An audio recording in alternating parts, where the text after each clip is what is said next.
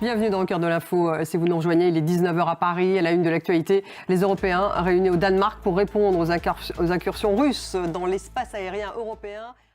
Dans 10 minutes, le débat il est consacré à la génération Z, celle qui manifeste aux quatre coins du monde, de l'Afrique à l'Asie en passant par l'Amérique latine. Qu'ont-ils en commun? Pourquoi leur révolte traverse-t-elle les frontières? On va évoquer les réactions politiques, les heurts avec la police. Les jeunes Z provoquent-ils des changements? On posera ces questions à nos invités dans 10 minutes.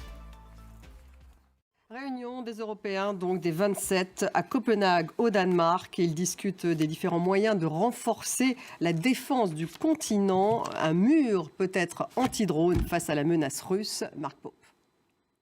L'Europe a besoin d'une réponse forte face à la guerre hybride livrée par Moscou, a affirmé Mette Frederiksen, la première ministre danoise. On l'écoute. Et la France vient d'ouvrir une enquête sur un pétrolier de la flotte fantôme russe stationné au large de Saint-Nazaire. Il est soupçonné d'être impliqué dans un survol de drone au Danemark. L'équipage a commis des fautes très importantes, a déclaré Emmanuel Macron. Alors quelle est cette flotte fantôme russe et à quoi sert-elle? Rebecca Martin. Dans les actualités, les glaciers suisses sont très touchés par le réchauffement climatique. Ils ont perdu un quart de leur volume en seulement 10 ans. C'est le résultat d'une étude qui alerte sur cette accélération de la fonte des glaces. Ludovic de Foucault.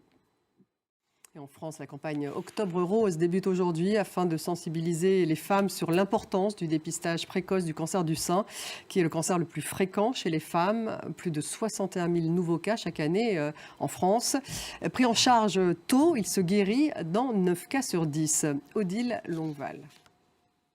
C'est l'un des joyaux du patrimoine français qui est menacé. Le château de Chambord a lancé un appel aux dons face au risque d'effondrement. C'est l'aile François Ier qui est en péril et il manque encore 12 millions d'euros pour lancer les travaux. Laurence Boulet et Vincent Bouffartigue.